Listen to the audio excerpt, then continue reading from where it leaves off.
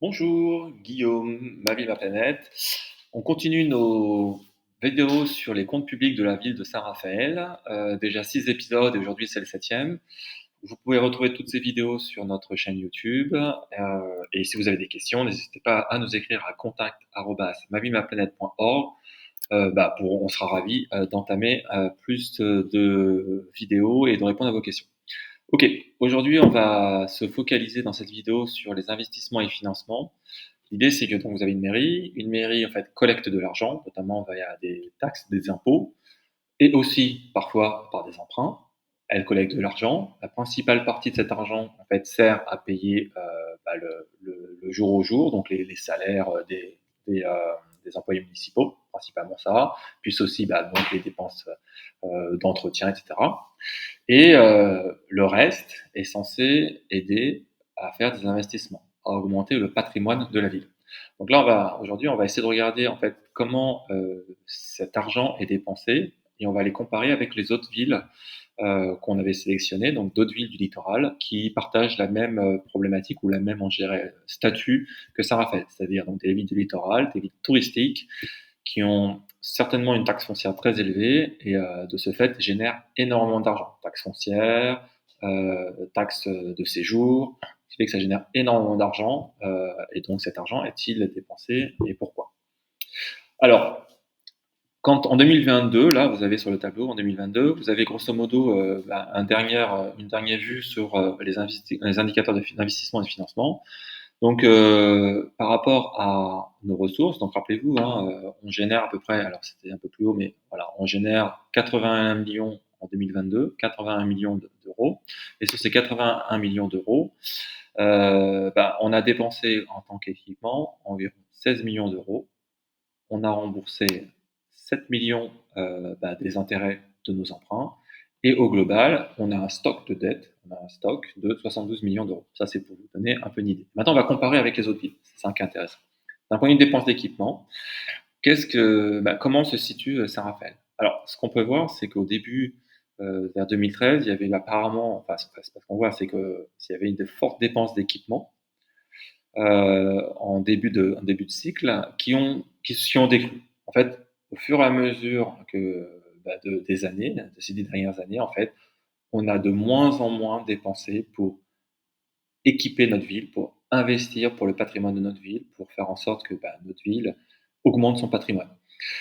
À telle enseigne que même à partir de 2017, 2018, 2019, donc pendant tout le mandat actuel de Monsieur Masquelier, on était même en dessous de la moyenne de la strate. Donc rappelez-vous, la moyenne de la strate, c'est toutes les communes de France entre 30 et 50 000 habitants.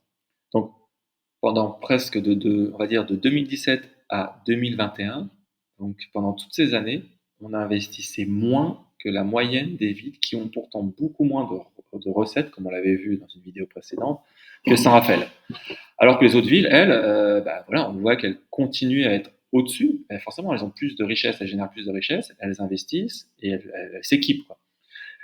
Et on voit que voilà, hein, Antibes a fortement investi, Biarritz aussi, etc. Voilà. Donc, juste en partir de 2021, où effectivement, 2022, où on voit que ça y est, on est repassé au-dessus finalement de la moyenne de la strate, mais on reste quand même en dessous des trois premiers. Il y a juste Antibes qui a redescendu, Saint-Martin, pardon, qui est redescendu en dessous.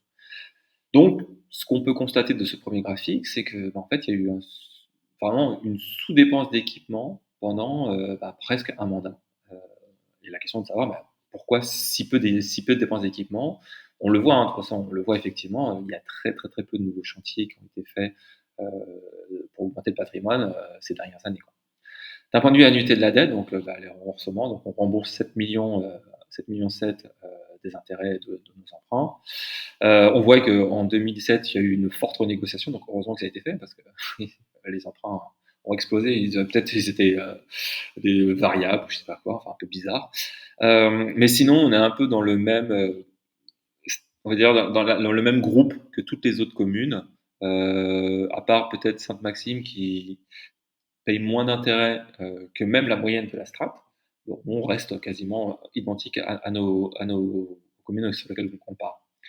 Et d'un point de vue, donc, le montant de la dette, le stock, à Saint-Raphaël, on voit que c'est assez linéaire. Il y a une légère décrue ces dernières années c'est-à-dire qu'on a remboursé un petit peu le capital, de nos emprunts. Mais on est toutes les communes en fait du littoral, on voit qu'en fait, elles empruntent, heu, ce qui est logique en fait quand vous générez les banques prêtent aux riches, hein, donc quand vous avez beaucoup de richesses, beaucoup de produits, les banques ont plus de facilité à vous prêter de l'argent parce qu'ils savent que vous allez rembourser. On l'a vu dans d'autres vidéos, on a une capacité de remboursement, d'autofinancement qui est assez conséquente, toutes les villes du littoral. Voilà, mais ce qu'on peut voir, effectivement, c'est que, heu, à part pour Sainte-Maxime où, ils ont semblent, vu leurs énormes on avait vu dans une vidéo précédente, leurs énormes recettes, fiscales, ils ont peut-être moins besoin d'emprunter. Toutes les autres communes ont quand même besoin de fortement emprunter.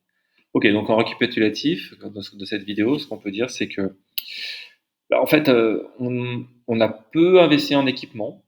On a un endettement assez important, on l'a vu dans d'autres vidéos, ce qui fait que ça nous génère chaque année, des intérêts assez conséquents, hein, 7 000 presque 8 millions d'intérêts, chaque année.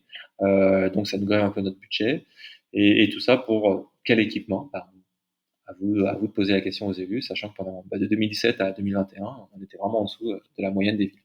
À bientôt pour d'autres vidéos.